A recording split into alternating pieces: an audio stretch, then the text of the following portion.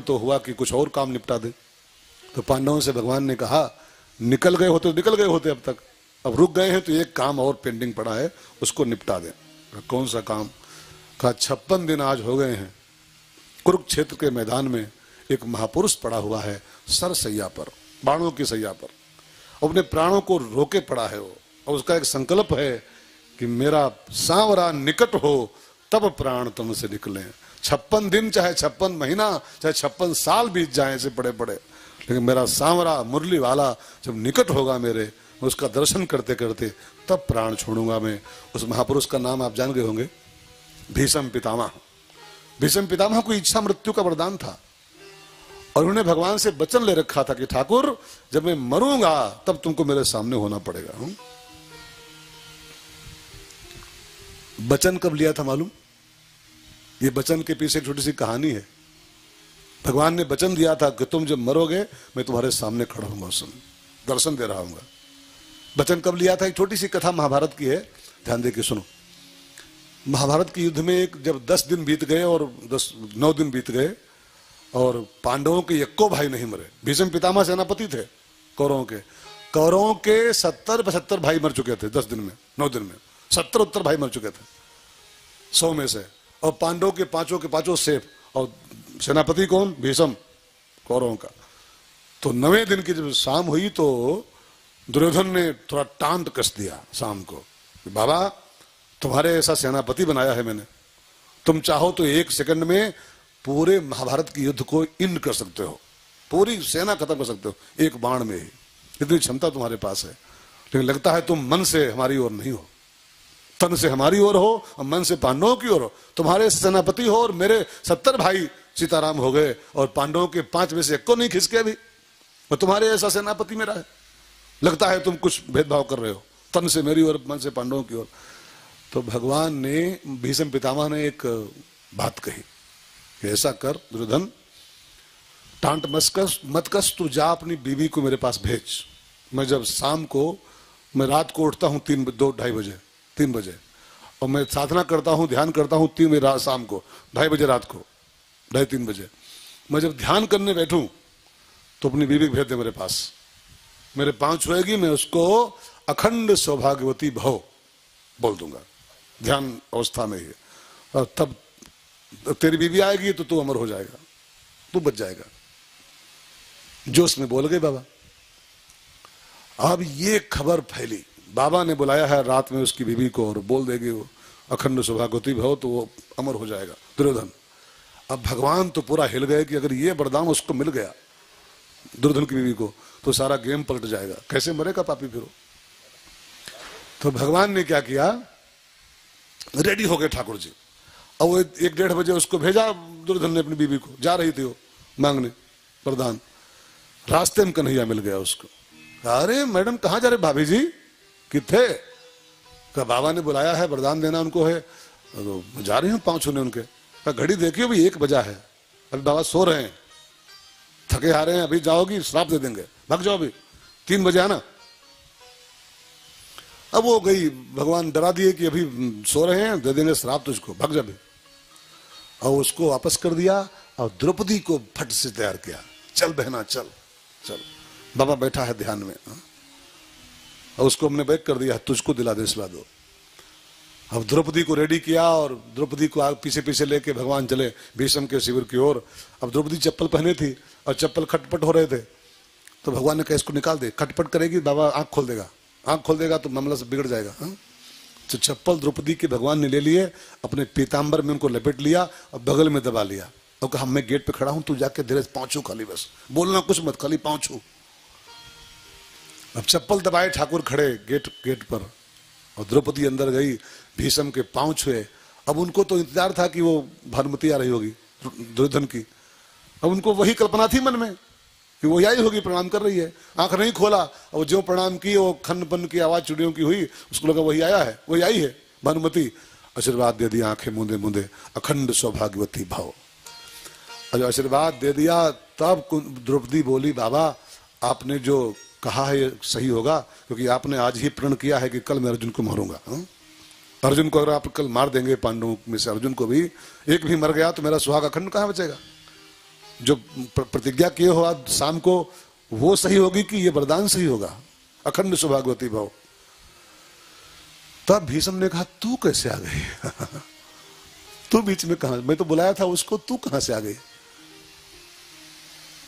सही तो मेरा वरदान यही वाला होगा, मैंने सवेरे दिया है, वो बासी हो गया है, वो शाम को बोले थे, या अभी बोले लेटेस्ट बोले हैं, तो लेटेस्ट बात ही पक्की होती है, तो वरदान तो ही पूरा होगा। लेकिन तू यहां आई कैसे? मैं बुलाया था भानुमति को, तू कैसे आ गई? और ये बता द्रौपदी तुझको लाया कौन है यहां तक? तब द्रौपदी ने इशारा किया, वो गेट पे खड़े हैं, गेट पे बाहर खड़े। भीष्म पितामह भागे, आके देखते क्या है, द्रौपदी के सैंडल बगल में दबाए, आवाज ना आने पाए, जान ना पाए बाबा कौन आया। चप्पल बगल में है और कन्हैया पीतांबर में लपेटे चप्पल और गेट पे खड़ा मुस्कुरा रहा है। भीष्म पितामह ने प्रणाम किए, नटखट तू हर काम में नटखटपना ही करता है, मैं किसको बुलाया था, तू चप्पल दबा के किसको ले आए मेरे पास? अब तो इसका सुहाग तो अखंड हो ही गया, लेकिन अब एक वरदान मुझको तुझसे चाहिए, तुझसे चाहिए। तो जैसे आज मेरे सामने मुस्कुराता हुआ खड़ा है, मुझको एक इच्छा मेरी है, जब मैं मर रहा हूं, जब मेरे प्राण निकल रहे हों, तब तेरी यही मुस्कुराती हुई छवि मेरे सामने चाहिए, तब मैं मरूं, ये वरदान दो। भगवान ने कहा बाबा ठीक है, तुम मरोगे, तेरे सामने ये तेरा नटवर खड़ा होगा मुस्कुराता हुआ। भगवान ने कहा पांडवों चलो, वरदान भी मैंने दे रखा है, उसकी इच्छा भी है, उसको निपटा दें, फिर चले हम। अब भगवान भीष्म पितामह को दर्शन दिए, और भीष्म पितामह जब भगवान को मुस्कुराते हुए पाए, सामने खड़ा हुआ, धन्य धन्य हो गए। मेरा प्राण निकल रहा है, मेरा ठाकुर मेरे सामने आ गया, मेरा सांवरा निकट हो। रविदास का लिखा गीत है ये, बनारस का वो मोची संत, जूता चलने वाला, क्या बढ़िया गीत लिखा उसने। इतना तो करना स्वामी जब प्राण तन से निकले, इतना तो करना स्वामी जब प्राण तन से निकले, गोविंद नाम लेकर प्राण तन से निकले, इतना तो करना स्वामी। श्री गंगा जी का तट हो, यमुना का बंसी बट हो, श्री गंगा जी का तट हो, यमुना का बंसी बट हो, मेरा सांवरा निकट हो, मेरा सांवरा निकट हो, तब प्राण तन से निकले, मेरा सांवरा निकट हो, तब प्राण तन से निकले, इतना तो करना स्वामी जब प्राण तन से निकले। भगवान ने भीष्म की इच्छा पूरी किया। भीष्म पितामह ने विष्णु सहस्रनाम का गान करते हुए भगवान का वंदन किया, और फिर भगवान से बोले ठाकुर मैं मर रहा हूं, लेकिन मरने के पहले मेरी एक इच्छा बची है, उसको और पूरी कर दो तो मैं धन्य हो जाऊं, मैं चैन से मर सकूं। कहा क्या? कहा हमारी एक बिटिया है, और बिल्कुल उसको मैंने कहीं ब्याह नहीं अभी तक है, कुंवारी है, कोरी कुंवारी है, बिल्कुल शुद्ध विशुद्ध मेरी बिटिया है एक। मैं चाहता हूं कि वितृष्णा, वितृष्णा माने होता है बिल्कुल कोरी कुंवारी, इसको अभी तक मैंने कहीं टच भी नहीं कराया है। मेरी पुत्री एक है, मैं नाज से उसको मैंने संभाला है, मैं चाहता हूं कि मरने के पहले मेरी बिटिया अगर तुमको ब्याह जाए, तुम उसको अपने चरणों में जगह दे दो, तो ये बुढ़ा बाप अपनी बेटी का चैन से मर सकता है। अब सब सन्न की तुम्हारी बिटिया अखंड ब्रह्मचारी हो, तुम तो शादी किए नहीं हो, बिटिया कहां से आ गई? कुछ इलीगल काम किया हो क्या? हाँ बिटिया, जब शादी नहीं थी बिटिया कैसे हो गई अखंड ब्रह्मचारी? कहा नहीं, वो शंका मत करो, हमारी जो बुद्धि है मतिर वितृष्णा, हमारी मति हमारी पुत्री है, इसको मैंने बड़े नाज से, बड़े प्यार से, बड़ी सुरक्षित ढंग से पाला है, और मैंने अपनी मति को आज तक कहीं अटैच नहीं कराया है, कहीं इसको लगाया ही नहीं मैंने आज अपनी बुद्धि को। ये कोरी कुंवारी सेफ बची है आज तक, मतिर वितृष्णा, और मैं चाहता हूं कि आज ये सकृष्ण हो जाए, ये कृष्ण की बन जाए, तो ये बुढ़ा चैन से मर सकता है। भगवान ने कहा मेरा बनने की यही शर्त है, जो वितृष्णा होता है वही से कृष्णा हो सकता है। अगर कहीं कोई अटैच है तो मेरा नहीं बन सकता है वो। तुमने अपनी बुद्धि को डिटेच रखा है सबसे, लाओ कबूल है, कबूल है, कबूल है। हा? आप भी ये काम करो। अगर आप कहीं अटैच हो संसार में, उसके बन नहीं सकते हो। जो संसार से बिल्कुल डिटेच रहता है वही भगवान का बन पाता है। सबके ममता ताग बटोरी, समस्त ममताओं को, धागों को, अटैचमेंट्स को काट करके और जो रस्सी बना के उस अटैचमेंटों की और भगवान के चरणों से उसको बांध पाता है, वही तो भगवान का प्रिय हो पाता है। तो तुमने अपने मति को वितृष्णा रखा है, अब आज ये सकृष्णा बनने जा रही है। और भगवान के चरणों में अपनी मति को अर्पित करके भीष्म पितामह ने माघ की एकादशी के दिन अपने प्राणों का प्रयाण कर दिया। मरे नहीं, प्रयाण किए। मरना और प्रयाण करने में एक फर्क होता है। मरने की इच्छा ना हो और मरना पड़ जाए, इसको मौत कहते हैं। जिजीविषा बनी हो अंदर से, अब ये कुछ दिन और जी लें, कुछ दिन और जी लें, अब बाई चांस अचानक मौत मरना पड़ जाए, इसको मृत्यु कहते हैं। और इस सच्चाई को जान गए हो कि यार ये क्षणभंगुर है, क्या पता कल ना हो, इस सत्य को कबूल करके जो जीता है, और वो जब मरता है तो मरता नहीं है, उसका प्रयाण होता है, प्रयाण होता है। भीष्म पितामह का प्रयाण हुआ। कोई किसी के खाल पे मरता है, कोई किसी के बाल पे मरता है, कोई किसी की चाल पे मरता है, लेकिन भीष्म पितामह नंद के लाल पे मर गए। नंद के लाल का दर्शन करते करते मर गए। हम आप में से कोई कहां कहां लोग मर रहे हैं। चांदी जैसा रंग है तेरा, सोने जैसे बाल। कोई बाल पे मर रहा है, कोई खाल पे मर रहा है, कोई चाल पे मर रहा है। हंसनी, ओ मेरी हंसनी हंसनी हंसनी कर रहा है, कोई हंस की चाल तेरी है। कोयल सी तेरी बोली, कुक्कू कुक्कू कुक्कू कोई किसी की बानी पर मर रहा है, कोई चालप मर रहा है, कोई खालप मर रहा है, कोई रूप में मर रहा है, कोई गालप मर रहा है। लेकिन भीष्म पितामह न खालप मरे, न बालप मरे, न चालप मरे। वो मरते मरते मरे तो नंद के लाल पे मर गए।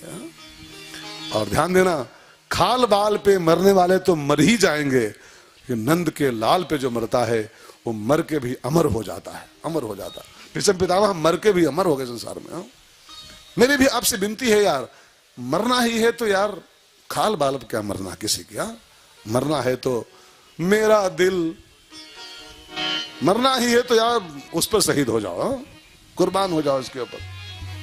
नंद, एक मुसलमान महिला गाती है, नंद के कुमार कुर्बान तेरी सूरत पे है।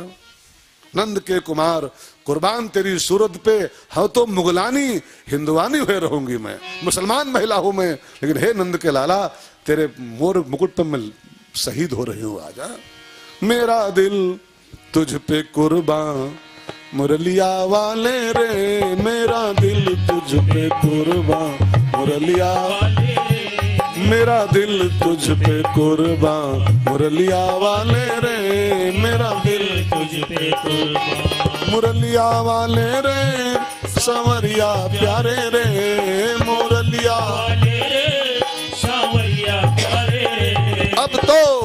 अब तो हो जा मेहरबान, मुरलिया वाले रे, अब तो हो जा मेहरबान, मुरलिया वाले रे, हो मेरा दिल तुझ पे कुर्बान।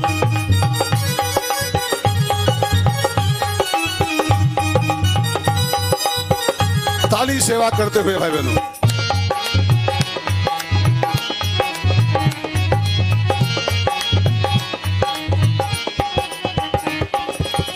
मैं तो तेरा एक दीदार चाहूं, मैं तो तेरा एक दीदार चाहूं, दीवाना तेरा तेरा प्यार चाहूं, दीवाना तेरा तेरा प्यार चाहूं, मुरलिया वाले रे, संवरिया प्यारे रे, मुरलिया रे, संवरिया प्यारे रे। अब तो तू ही मेरी जान, मुरलिया वाले रे, अब तो तू ही मेरी जान, मुरलिया वाले रे, हो मेरा दिल तुझ पे कुर्बान, मुरलिया वाले रे, मेरा दिल तुझ पे कुर्बान।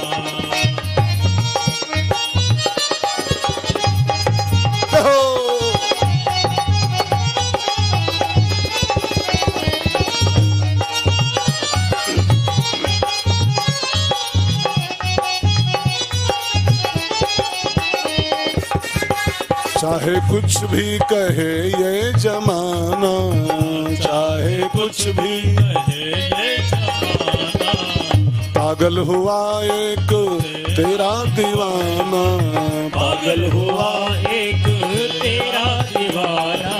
मुरलिया वाले रे संवरिया प्यारे रे, मुरलिया वाले रे सांवरिया प्यारे रे, मेरा दिल बागबां हो मुरलिया वाले रे, मेरा दिल बागबां हो मुरलिया वाले रे, हो मेरा दिल तुझ पे कुर्बान मुरलिया वाले रे, मेरा दिल तुझ पे कुर्बान, मेरा दिल तुझ पे। ओ मेरा दिल तुझ पे कुर्बान। भीष्म पितामह का उद्धार हुआ, भगवान भीष्म का उद्धार करके द्वारिका प्रस्थान कर गए।